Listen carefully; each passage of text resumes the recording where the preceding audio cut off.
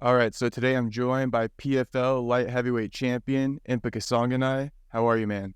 Hey, Jake, how you doing, man? I'm doing well, thank you. I'm doing good, man. So I wanted to kind of congratulate you first off on becoming the PFL light heavyweight champion last year in 2023. How has it been or life been since that? Man, last one blast, I'm so grateful. So directly after the fight, I did a motorcycle ride from DC to Love's, Virginia, all the way down to Atlanta, Georgia, stopped in North Carolina and Tennessee on the way. It's like a 12-day trip. Went to Ireland. Man, I've been training, focused on getting better, focused on what I can do to improve as a fighter, as a man, an athlete, looking to further my education and been training clients and everything. So I'm staying pretty active for sure. So I'm grateful. Okay, you're furthering your education, doing another major or something like that? Next step for me is starting to look at MBA programs, and like I'd like to get my MBA, my PhD one day. So it's like I'd like to maybe focus on economics or finance and keep working. So looking at some like remote accounting positions, and I want to just keep growing, man. I love what I get to do. I like to stay active. Like I have two other businesses, like Impa's Refinery and She Lobos Trek as well, and those are growing. But I also think education is very important, and that at this time of my life, I want to keep growing in it. As a fighter, as a man, like understanding business and understanding how everything works. So yeah, looking at some schools and some certificate programs, got into certificate program through Harvard, and then looking at some other ones through some other schools. So I want to stay pretty active. Wow, so probably gonna look at getting your master's in business accounting then at possibly Harvard even? Harvard would be cool. I mean, they have a certificate program where you can start through Harvard Business School online. You could do some further education, get some certificates. It's good for business owners to have. It's good for people who are looking at their master's program. Ideally, I'd like to go to a school called Wharton, and that's a really awesome top MBA program. Would be my dream, and just prepping and praying, and starting to put together a profile to submit to them, and look at some other schools as well. Miami's down here. Rice is a good school. They're a really good online program, but yeah, man, these are things I've been praying for, and I have to focus on accounting, possibly finance and economics, just trying to see which one will be most beneficial to my life and what I need to learn. So kind of that's some next steps for me right now that I'm excited about. Okay, awesome. And I mean, you just got that $1 million, so it's are you using some of your accounting education already to not have to pay as many taxes or anything? That's funny. Yeah, kind of in a way. So, man, I really saw Count John Boyer, and I'm working with Live Wealth Group, and they give me great strategies. I got head of athlete relations with them, helping athletes get connected to Live Wealth Group, and it's we're a one-stop financial shop, right? So, taxes, financial planning, you name it, that's what we're here to do. And helping guide people. So they've been helping me out for sure, and showing me different ways I can invest, save, and grow my money. So, yeah, I'm definitely putting that to use, and I'm definitely, planning for a better future. Awesome, man. Did they always say you lose half that money on the taxes? Could you tell us how much money you think you'll lose off the top of that $1 million? I don't think I'll lose as much as people think, is what I'll say. I think people just have to give them the right tax strategy put in place and the right people in their life. So, but I will go public with soon enough and make a report to show people how they can, best save their money and where they should put it and how you should organize your strategy so that we're good. So we're talking to some cool people, and we're going to make a pretty cool report. Hopefully that'll help a lot of fighters, athletes, and everybody in general. Yeah, because I guess if you put it into She Lobos Trek or Impa's Refinery, I guess that's a way to pay the taxes. That's what I'm guessing. In ways, but yeah, you could also pay people certain ways. You have let's talk employees. About employees, what's called salaries, earnings, payroll. You name it, right? What you invest in, how you receive the money is important too, and what you're filed as, LC, S corp. This whole tree. The United States tax code is probably the largest tax code you could imagine. So there's some cool ways to benefit you. I think just that not everybody asks the right questions, has the right people around them, and then some people just don't care, and it's That's the best thing. So like there's some cool things like reinvest back in yourself. Keep your receipts. Keep your make sure you stay organized because that's never fun if you're backtracking. But yeah, for sure. Yeah, and I mean, I guess you can even like all the training equipment and stuff like that. That's why fighters create their own little side business, right? So that you can kind of pay yourself back without having to pay out of pocket or something. Training equipment, travel, laundry counts, rest, the bed you get, the house you live in, the space you're in, the training space, training gear, the coaches you pay, the miles put on your car, your recovery methods. And everybody has a different recovery method, right? So ice baths, all that stuff. I'm not saying go put like a fifth of alcohol in there. I'm not saying that's the best.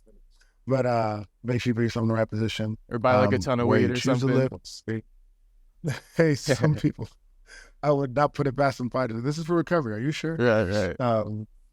It's like, different things and like insurance policies, insurance plans, hydras, savings accounts, right? You have multiple ways to save and earn and grow your money. It's just listen to the right people and doing it at the time that's right for you without taking too long and like knowing the market and being around people who know it better. 100%. Yeah, and then once you put out that spreadsheet, it'll help a lot of fans probably and the future champions too. But so I want to kind of set the tone a little bit. We're getting you ahead of your huge historic title fight against the undefeated Bellator middleweight champion, Johnny Eblen. You're actually going to be challenging him for his title at the PFL versus Bellator champs card in Riyadh, Saudi Arabia on February 24th. So that's kind of what you're here for. But just beforehand a little bit, I wanted to kind of gather a few thoughts on you becoming the champ and all that. So like before your fight in, what was it, November, right? November 31st? November 24th. Yeah, something like that, right? The week before Black Friday 2023. Right. And so you were getting a lot of hype because of your story, right? Which is in our last interview if people want to check it out. Going into that fight, were you feeling a lot of that energy and support going into it? Other times you could feel pressure. So kind of how are you feeling going into that title fight? Man, I was at peace. Definitely a lot of love, support, prayers for sure felt. I'm not worried at all. It's like, let's go get this done. Let's go do it. This is what we came here to do, pray for. I had a great family, great team, a great God, most importantly, right? I had huge support staff. I was awesome. I got to spend Thanksgiving with people that I love. Yeah, my brother, I spent with my family for the first time in a long time. And my brother's a basketball coach at the University of Tennessee, so I got to see him after. But still, it was a great time. I was more so like ready to get into it and do what I love. So going into that fight, like there's no negative pressure. Nothing bothering me. If somebody wants to say hello, 1 second. Okay. 1 second. Look at this guy. Is that a beacon? Look at this guy. He just woke up from. That's Beacon. Say hi, buddy. He just woke up from a nap. We're getting ready to travel later, and he just wanted to hang out, I guess. Dang, he's a cutie. What kind of dog is he? He's a Belgian Malinois. Okay. So he's on his nap time right now, so I guess I'm not his trade now. But yeah. Beautiful dog. He just wanted to hang out with us. Thank you. Yeah. So yeah, man, going into that fight, I was so at peace and prepared. Filled with discipline, focused in, and I was like, buddy. Oh God, I was like, man, I'm about to do what I love one more time at the end of the year. I said, how cool is that? And that was that. It wasn't like, oh, title, $1 million. It was like, let's go get it. I know it's ours. We won. Let's go claim this victory that's already ours, and let's move forward. Yeah. So also like throughout that whole week, you kind of almost seemed like you were on cloud 9 in a sense, like not really on the same like in the same what would you call it, wavelength as everyone else. Were you feeling that too, kind of ahead of it and like just kind of like fulfilling a destiny, but like on a mission almost too in a weird way? Yeah, I'm on a mission for sure. And the mission, it's not over. There's days where I was like, okay, this is part of it, but yeah, like in a different dimension. Like the presence and the calmness really stood out to me, I guess. I appreciate you. it's such a peaceful place for me to fight. And it's like when you prepare and you do right and you train. I don't say people everybody's like, you do everything right. No, that's not the case in life. It's more like I know I'm meant to be here. I'm gonna own this moment. I'm gonna love it. There's so much that's gone into it. There's so much that'll come after it. And I'm blessed to be alive. I'm blessed to be here. I'm gonna embrace it. And that was like that. And I'd say like the walkout song is goodness of God. And just like I was like saying God's goodness then, God goodness before, and God goodness after. And that's like it's just this peaceful place. And like I'm always there. So that's what I tell people, like, you have to flip that switch. And now like the switch is always on. That switch is always on. Like I'm like, if told me to fight today, I'm ready. Told me to fight yesterday, tomorrow, like let's go. And I appreciate you noticing that. Yeah. It's a testimony to going through everything that came before that. Yeah, definitely. Was it, so you kind of attested to maybe your faith in God and like your Christianity and stuff like that, or what kind of gives you that calmness when you're going in there to fight? Because also you've been through a lot kind of living by yourself, so you might have a different like gratefulness, as far as like living out of the car and just having this opportunity to go fight for that money and stuff and travel the world, all that. That's a great question. Yeah. And it's a great point. Like for me, it's like, man, you go in the car, you're chilling in life, you've been through it all. You get bit by dogs. You go through like You're talking about it's one of Impa those things I'm like, or not Impa, but Themba? Themba? What happened with Oh, him? because you said you got bit by dogs, so he has like a story about that. But you got bit by dogs too? Oh, no, I'm just kidding. I'm saying Oh. Beacon was biting me Oh. now. Sorry, I'm being facetious. For sure. No, I didn't know that happened to them. Yeah. I didn't know that. But no, like, man, like you go through all that stuff. You go through like, you're in your car, you're this, you think you're about to get married. You have all these different like things in life. You're like, oh my gosh, life is this, life is that. And then all of a sudden, you're walking to a cage for a title fight. You prayed for it. When I first started fights, I want to be a champion. That's the focus. And what's wrong, buddy boy? And then all of a sudden you're like, all right, like, why worry? There's nothing to be nervous about. There's nothing to be fearful about. You signed up for it. You're happy about life. You're doing what you love. And I'm just like grateful. Like there's after I mean, I even like not take me out of it. There are people around the world who are going through craziness, wars, kids get involved, and I get to fight, do what I love. I'm an ESPN, just let people at the end of the fight know they're unconditionally loved, and I get to move forward. Right, whether they love fighting or not, I'm blessed, and that's kind of it. It brings me this peace. Like somebody might not even know who I am right after that fight, but the day before, everybody's like, "Oh, you got that $1 million, you got this title fight," and he's calling these guys out. And then the next one is, "Who are you?" And I love that, So that's like kind of just like that peaceful place, and just like knowing like my validation doesn't come from people, but it comes from Christ and it comes from God. Like that's I'm grateful for that. Yeah.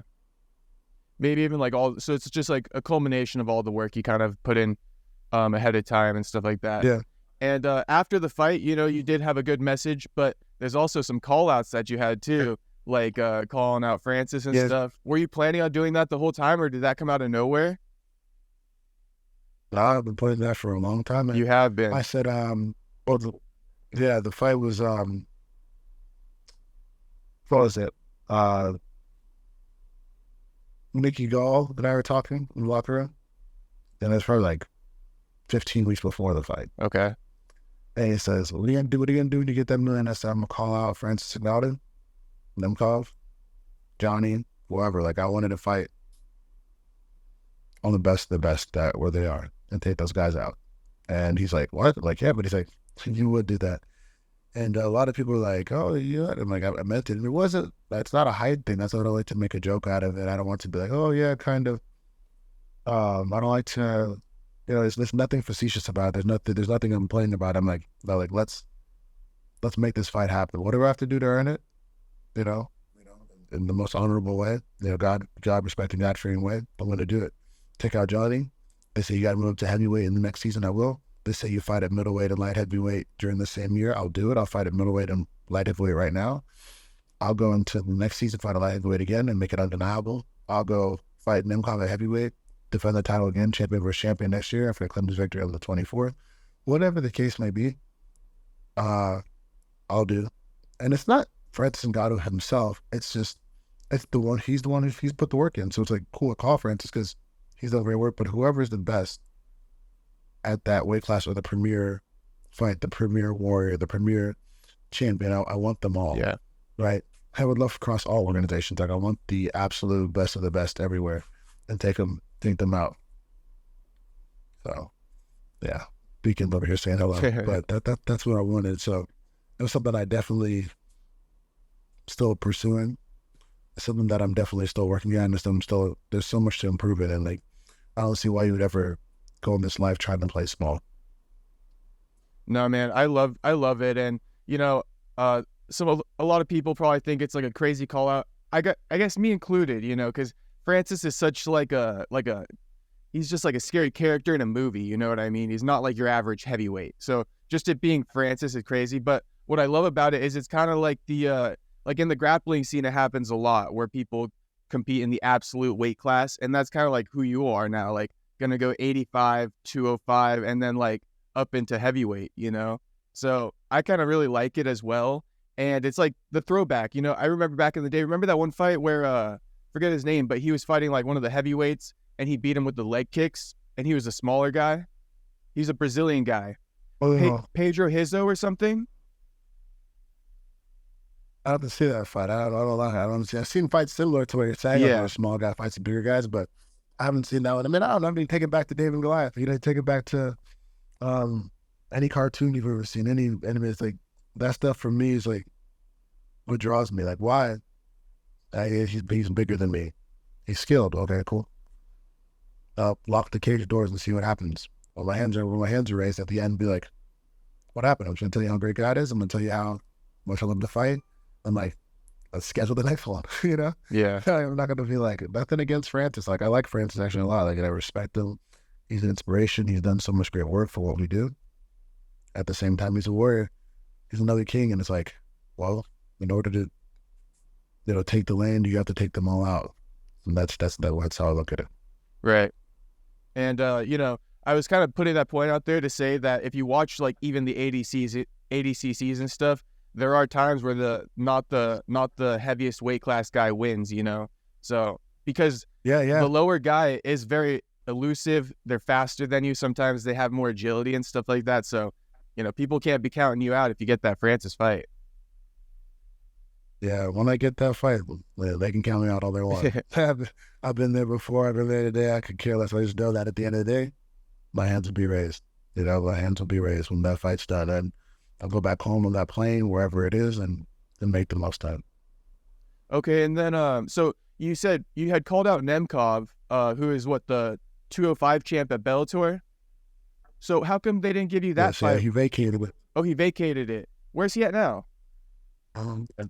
He went to heavyweight, and he's fighting Bruno Capamoza. Oh, so he's in the main event fighting, right? No, that's Ryan Bader and Renan Ferreira. Bruno's fight. Nemkov's fighting another guy on the undercard, or maybe one other fight. Let me pull it up real quick, just so that we're clear. Okay, yeah, he's fighting Bruno Capamoza. You were right. 2 fights below you. At 2. Oh, so he's not even fighting for the title. No. Why did he vacate? They put him on the card. He wanted to go to heavyweight for a little while, I think. Oh. It was before PFL even had the Bellator merger. Yeah, so. Okay. But I'd love to fight him one day. I fight him at heavyweight too. I know wherever it is. Like, I'm not a person to run. Like, I try to cut past all the, meet me in my weight class videos. I'm like, hey, let's get you send the contract. Weight class doesn't matter. I'll go down, go up. I'll show up and do my job. And that's how I cut through that junk. Because I feel like fighters fight somebody who's like, no, like I'll meet you where you are. Don't worry. I'll meet you where you're at, and let's get it. Let's get it. I'm not a person for like small talk. I'm not a person for talking trash. I'm a person who said, hey, send that contract, send the location. I'm there. Yeah. No, it shows. I mean, this fight came together pretty easy, it seems, with you and Johnny Eblen. So how did this whole thing come together for you? Did they throw you his name right away and you just kind of said yes? Because I'll preface it by saying too, it's one of those hard ones because AJ, right? Aaron, he wanted the fight. That's my dude. You said you were like, I'd rather let Aaron have this fight. So kind of even tell me how this fight came about, just considering all that too. Yeah, Aaron Jeffery, one of my best friends. He's in town now. He's a brother to me, you know. So it's like I see him work hard. He's helped me get to where I am. I like him, you know. But I love helping him improve, help him work. He's such a solid guy. So it's like he's worked hard for it. I get the position that we're both in, and they, you know, PFL came and called and say like Nemkov or Eblen. I'm like, well, yeah, either one. They said Nemkov doesn't want to come back down. They want to make the fight at this. I'm like, well, they don't want to do a vacant and fight at 205. That's okay. Like, yeah, fight Eblen. And that's all AJ. I mean, that Adrian and I had dinner the night after the title fight, and she was, you know, oh yeah, we're talking at the dinner in DC, and I said like, hey, like, yeah, they asked if I'd fight, you know, people at interviews were asking if I'd fight Eblen. I'm listening, yeah, like, for sure, I'll say no to anybody. I'll fight anybody. I do believe my brother Aaron Jeffery has earned that fight, and he's the next in line for title. I know Johnny's also called him out. At the same time, too, I know these champion versus champion titles they're a title in their own. So maybe he'll still get that middleweight title in Bellator. You know, that's my brother. So I just want to see. But whatever's God's plan is going to be God's plan, and you keep showing up, and it's going to keep working out the way it's supposed to. So no matter what, I love him. Like I feel like you can't really be brothers if that were to tear us apart, and it hasn't. Like we still laugh. I'm going to see him this week. He's going to meet Beacon. You know, he's got to meet his uncle. So. Nice. So like we're dudes, and I love him. I love his family, his mom. Like they're good people. So that's cool, and he's a worker and smart guy. So I believe his time will come too. His time will come, and life has interesting curveballs. So all I know is that I think hopefully he gets his fight soon, and no matter what, we just keep moving forward. Nice. Yeah, it's good to hear. It sounds like you guys just want the best for each other. You know, you can't blame each other for the opportunities you get, I guess. Yeah. Yeah, you know. So as far as the fight goes a little bit, they gave you Nemkov or Eblen, but it's like Eblen's a champion, so you got to kind of take that fight, right? Right. Yeah. That's what I wanted to be. Well, sorry about that. No, you're good. We can know. He's over here biting. He's like teething, huh? Sorry. Yeah, he's teething. Yeah, I know how it goes. He's taking advantage because he's not here right now. Yeah. He's like, yes. Yeah, so they offered that. It's like, well, yeah, you take it, right? How cool is it? I get to be a multiple weight class world champion. Like, you don't have that this early on. I fought in November, last February. You don't see that. Don't think it's ever happened, you know, that quickly. So I'm just like, I'm happy, I'm grateful, and I'm blessed. You know? Yeah. Like I'm very much blessed that I get to do what I love. So that's it, you know. And that was that. And like once that fight was December, that fight was made, I'm like, all right, let's go. Let's find this victory and move forward. Okay. And so a couple things just about the fight. I'm kind of thinking too. So you're pretty easy going with it that they just offered you the fight. Did you negotiate any new contract after your win or anything like that, or you just said yes? No, I don't just say yes. Okay. We get to negotiate a new contract. I'm grateful. I'm happy. I'm making solid money in my life. I'm blessed, man. I put 4-ounce gloves on. I wrap my hands with 4-ounce gloves on. I fight in something just a little thicker than underwear. And I get to go, and I get to see beautiful places in the world. So, you know, then it's like I gotta take the money and put it back and make it grow. So I'm in a really solid position in my life, and I work for it. I have faith, pray on it, and like I know the best is yet to come. And this is the beginning. So, yeah. It's this time, you know, this contract for this fight, and then the season starts, and we're going back into the season in April. So staying on it. Okay, awesome. And there was no thoughts about because it's a quick turnaround. Is this kind of what you wanted in a sense? Because basically were you rested after kind of taking your little 2-week trip or something like that, and you're good to go? Yeah. Yeah. Yeah, and I still train on the trip too. Then for me, it's like a quick turnaround. I think is just what everybody assumes it would be. Like, give me the next day. I would have fought the next day. Because you had a busy year last year, you know? But you're good with it. I think that for me, I had one more fight. Like I'd like to fight a light heavyweight and middleweight this year, all year. Like do the Bellator fights and middleweight, do some undercard fights. You know, main events. You know, not even undercard, main event spots. like showcase fights at 85, 205 on other cards, and just stay active. Like, why not? Like, I don't want to sit here and I want to sit here and just fight once or twice. I'd love to fight 10 fights a year, Right. 12 fights per year. That'd be awesome. So for me, it's like, I guess active is only relative to like how people view activity, but I don't know. It's like, I take it differently. I'm on a warpath, and I just look at it that there are many battles to be made, many battles to have, and I don't want to, ever sell myself short in my life and my career. Okay. So you're saying like maybe if you're fighting every month, that might be fast to you, but this pace that you're at is pretty decent for you right now. Yeah. Sure. If I could fight every month, I'd be so happy. Oh shit. If I could fight twice a month, then beginning and end of the month, I'd be like, I would be stoked. Okay. Like fight the first weekend of the month, fight the last weekend of the month. I would love that, but we'll see. Maybe one day, maybe they'll have a league that does that, or maybe PFL go into that, and I'll be in a cool position. Gotcha. Okay, so a couple things about this fight that I have no idea about, so it's great that I have you on. This is one of those things where your title's not really on the line, right? Because 2023 is done with. You're the champion for that year. It can't be taken away. And I guess now, is Bellator going to stick around so you will become the Bellator champion? Or how does this whole thing, how's it going to work? This one works. They're doing it's a 3-round fight, but it's a title fight. It's a champions versus champion belt, like an inaugural champion versus champion belt. So when you become champion PFL, or if you're the Bellator champion, as Bellator will be, I think, around for 2 more years, if I'm not mistaken, unless they redo their contracts. Okay. The person who won their title gets to fight the champion versus champion fight, and the one who's the previous year champion versus champion gets to fight in that next champion bout. So this will be a 185 champion versus champion fight because the fight's agreed at 185. Right. But he still retains his Bellator title after I claim his victory.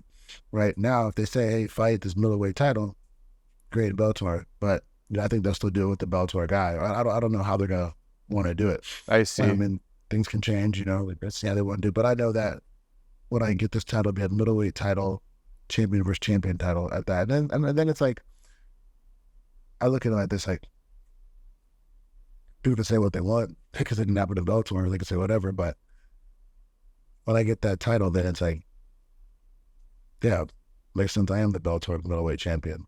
So for me, it's like, I just go do that, I'll claim that victory, and then move forward, and then it's 2 weight class titles. Nothing that's cool. And that's just like, man, like between Kill Cliff, DK Fitness, all the gyms I get to represent, like, and then the training partners I get to represent, like, I think that's pretty cool that we get to do that together.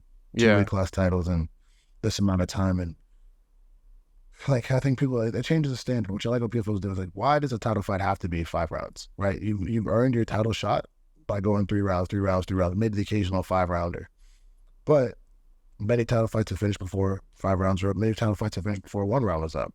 And also, like, if you only get the same amount of time allotted to be, a regular scheduled bout, to get a title in that same amount of time, I think is pretty cool. Like, hey, you still get 17 minutes in that cage to do what you say you are, right? Yeah. Forget the extra rounds, forget the gray area. Go get it done. Right. And I like that. So bring that belt back home, hang out on Beacon, on a motorcycle ride, and keep enjoying life. Okay. So wait, if I'm understanding correctly, you won't win the title if you beat Eblen on the night of, but you get to compete for the Bellator title or something like that at the end of the year? Mm-hmm.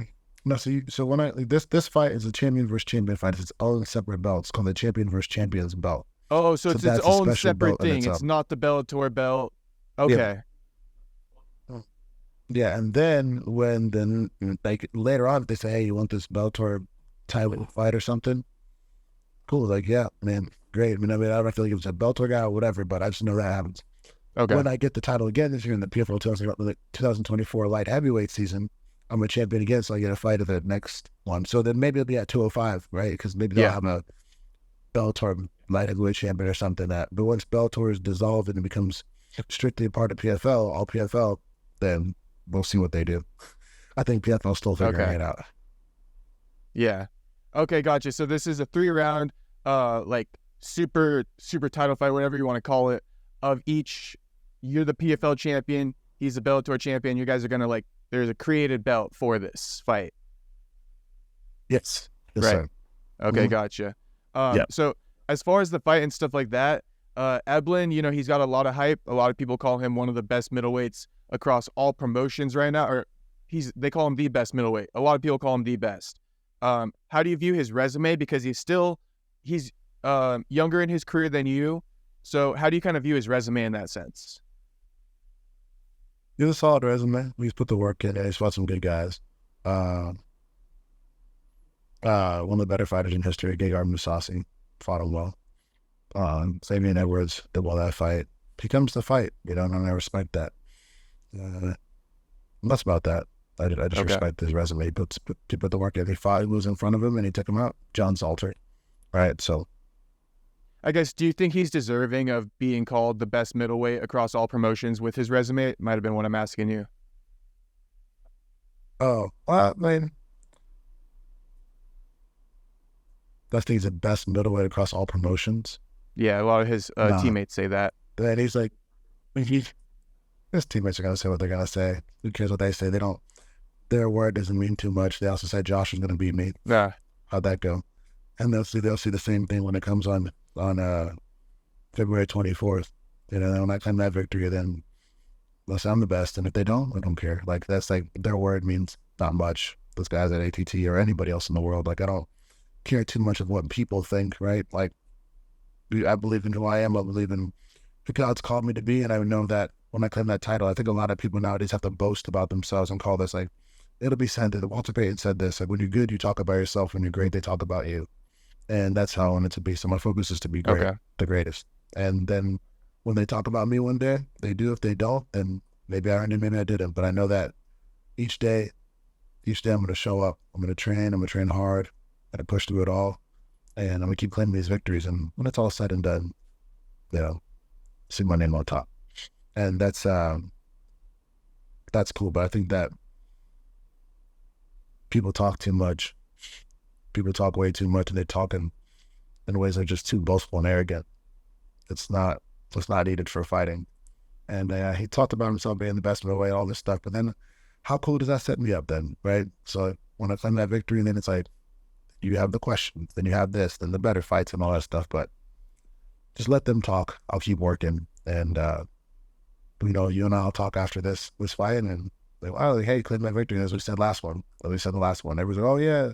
This person, that's like, and I say, never forget the guy's small beginnings. Like, people say, oh, this person's better than this person. Yeah, they like, you ride a tricycle before you ride a two-wheel bike, and before you ride a motorcycle, you're riding a 50cc. So like, everything grows. So I don't forget the smaller battles, and those help you prepare for the bigger ones. And yeah, Johnny's better than a lot of guys I fought, and so am I. So Yeah. I'll look at. No, it's a great fight. And I guess, have you felt anything where people are writing you off in a sense, or do you not feel that going into this? I don't care. You don't care? I look at, like, I really don't. Like, I don't. Okay. Like, I like to ride a motorcycle. I like to eat what I want. I train, and I love what I get to do, and I'll keep showing that. People, like, I've trained with people who didn't care for what I say or what I do. I've worked with people. I've believed in it. I've had trainers that it didn't matter, right? Like, if I listened to everybody, I wouldn't be fighting, right? I started training when I was 24. I'm too old. Now you're in the UFC. Like, who cares? Like people could say all everything. They're not who I see my validation from. I show up and I work. And I keep claiming victories, right? Like, I figured this, that everybody that I ever fight who's going to be solid is going to have way more experience than me, have more, they might have more of a base or whatever you want to say. But it's like, when you close that cage door, watch what I do. Right. Okay. And then last thing about the fight, kind of, and I got like two other ones for you that I kind of like from our last interview that kind of blew up a little bit. But as far as the fight goes and stuff, is if you want to put a prediction out there or anything about that, I'll let you do that. But also, just what do you see in Eblen's style in a way that you kind of feel like is maybe an X factor for you? Well, like, sort of an advantage for me. Yeah, I guess, like, when you're looking at his style and how you match up to him, is there anything that stands out to you? Yeah, man. What I say is this: I'll talk about him. He's solid everywhere. He's solid grappling, solid striking. He has good cage IQ, right? He knows how to push the pace, and he knows how to bring pressure and relieve pressure as well. I just see be dominating every single aspect of the fight, but I will, right? It doesn't matter whether it's aggression, I'll cut that off. Whether it's trying to counter, I won't be in the way. Grappling, I'm going to shut that down, dominate on top, right? Attack from every position. And I'll work out, hustle out, fight in every single aspect, every single facet of this battle. And then when I finish my hand threes, we'll see. Okay, so just going to outwork him in every aspect, and you feel as though your skill set in every aspect is better than his. There's nothing you feel like you have to avoid going to necessarily, especially as wrestling. I don't care about it. No, I don't run from it. He can bring his best. Bring his best, he'll see. Fair enough. And so before we get into the other things, I want to put something out there that I love, and you can actually look at Lorenzo Hunt's Instagram if you want. I'll send you the video. The juggling. I think that's awesome. And then I watched a video of Lorenzo Hunt, and he does this thing against the wall too. Not the exact way you do it. He juggles with one hand against the wall. And he was explaining that, like, one of the things about that is how you can almost like predict the future necessarily, because you have to predict where the ball is going to land, right? In a way to like be there for it, because you're juggling is like there's one ball in the air, so you have to be there before it gets there. And that's kind of how he says like it improves how he slips shots. Like when somebody punches, it's like it helps because you can almost like predict the future, like in some weird way. Like it puts you on a different wavelength. It's hard to explain. It's probably more like telepathic than anything. It's not like he sees something, but it's this weird thing. And I noticed I love how you juggle. I thought it might have been to just calm you down or something, but I wanted to point that out. Yeah, no, thanks. Yeah, I love juggling. Shout out to Coach Jeff Jimmo, North Carolina. Nice. I was heard there was in training, and he told me he can improve at something. Hey, your feet and your hands are connected. And when you juggle, it's like your central nervous system is connected. You're working on it, and hey, you can see things. I see what you're saying, like seeing the future, right? And I guess like get that analogy. It's more like you're predicting, you're seeing, you're getting your eyes and your body connected, and that's a huge part about fighting. And it's something I always do. Yeah, like I like it. That's fun. Like it's a challenge for me. Like I'm sitting there, like okay, well, how many did you get before you dropped? How many did you get before you did? You know, like that's just cool for me. It's the word. It's a fun process, and I look at it like it's a cool challenge. So yeah, and you have all these different benefits to it. And yeah, you do have that calming aspect. It's not too calm me down, but you do have that calming aspect because you get to dial it and focus on something. Yeah. That's what I like. Do you think it helps you maybe with like slipping punches at all, or is there like so there's a different thing for you kind of with that? Yeah, I think you get your eyes going for sure. Okay. Yeah, you keep your eyes going, you see shots about it, you see everything going on. Yeah, I mean there is definitely you get your peripherals with everything going. Your whole your visual weapon definitely gets activated. Yeah. Okay. And all right, so one of the things I don't know if you've seen it, but it's pinned on the first post on my page. When I asked you about starting late in MMA at 24 years old, it's got like over a million insights, bro. Like over 1 million people have seen it. Like thousands of people have sent it to each other and bookmarked it. So I'll send you a screenshot of the insights, but that one blew up. It's got like 16,000 likes on Instagram. So obviously it touched with somebody, with, a lot of people. It resonated.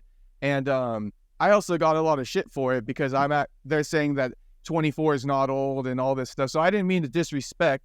I was just saying that some people, start when they're young. So from my perspective, if I were to start MMA at even like 20 or something like that, just kind of thinking like people have been wrestling since they're 12, 13 and stuff. It's hard to kind of to continue wanting to do that. You probably put your time into something else, the average person. Be like, no, Bo Nickel's been training since he was 12, I'm going to go be an accountant. But you chose at 24, you still believed in yourself. So I was giving you credit, but yeah, just the fact that blew up, and I didn't mean any disrespect by that. No, I didn't take any disrespect. Okay. People are going to shut up. People talk too much, man. People always have something to say, but they don't do too much. Yeah. So you got to just let them be them, and like consider the source. When you look them up and see who's talking, you realize they haven't done much, or they're not doing much for themselves, and they're too bitter about it, so they have to talk about somebody else. They always want to bring up people's failures. They want to bring up people's things, and you're doing it out of respect, out of the goodness of your heart. I always say, judge the person's heart, not the person's actions. Always, like sometimes you'd be surprised where that action came from, and once you until you know their heart, right? Yeah.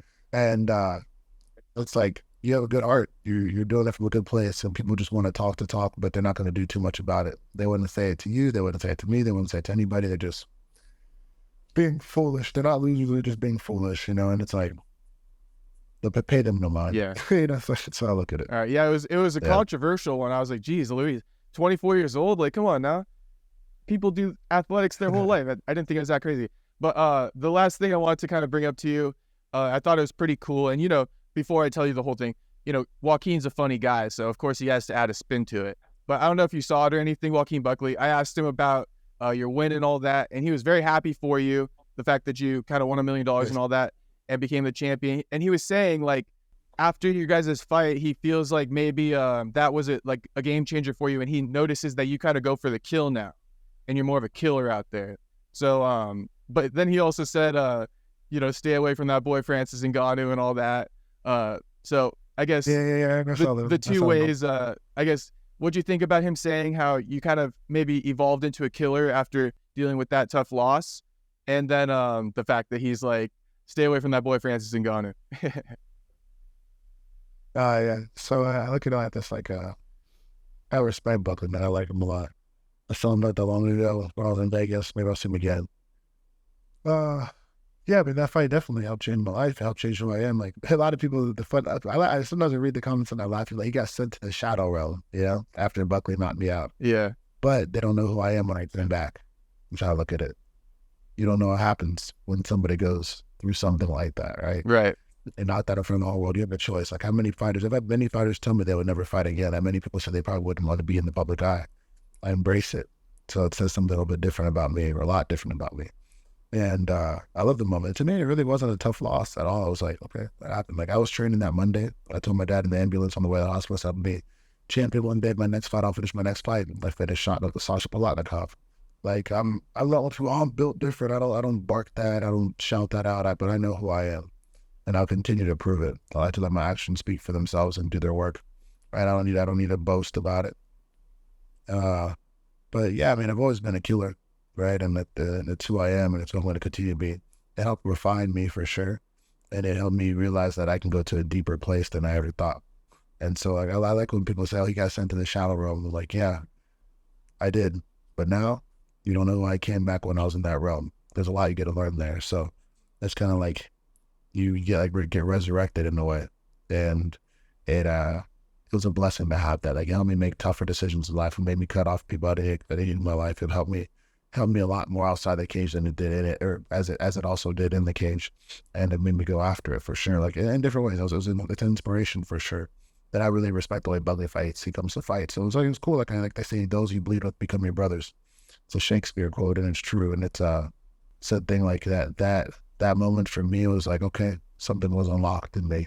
Something was unlocked in my soul, and my spirit, and my mind, and like, I'm gonna take them all out. And, you know, though I lost that Carlson Harrison fight. Ever since that, I've like lost 2 fights in my life, and never happened again. And keep claiming these victories. And yeah, the goal is to kill them all, take them all out every single time. Honor God, do my job for sure. In that cage, just take them out. Right. Take them out. So that was cool. And yeah, like, I mean, everybody's different. People have different goals. People see Francis as this polarizing figure. People see Francis as this beast of a man. To me, he bleeds red. He's another man, and I'll take him out too. And I think that's for me the benefit of going into the shadow realm, because either you learn, and I've always known even before that, if you're nobody but God, yeah, and you move forward. So it's like, I fear God, and that's it. So people think Francis is a scary guy. He's not. He's good. He's very good. There's nothing about that worries me. Him, John Jones, whoever in there. I just know at the end of the day, I'm official, my hands raised. Say it's crazy now, laugh at me now, I don't care. But when it happens and I do it, I'm not going to say I told you so. I'm going to say, all right, I'll show you how I did. And if you don't want to know, I'm going to keep moving forward. Yeah. No, I love it. And especially if you get this fight, or you get this win on the 24th, it's like double champ. Hard to deny you against Francis. You went down the weight class, go for 3 weight classes. That's crazy. Coming. Yeah, it's coming. Coming soon. All right, man. We'll all be supporting you. And last thing, are you going to be competing at 205 after this fight, or what's the plan for this year? What weight class for PFL in 2024? Yes. I was something to go back to 205 and get the title Okay. again. Got it. So back in 205, going to be competing for that title this year. So I'm going to get it. All right, man. Well, thank you for your time. I really appreciate it. And good luck in training. And, I'll be watching on the fight night. Appreciate you. Thank you. God bless, All right, man. man. Well, it was good to talk to you. Bless you, Impa. Have a good one, man. Thank you.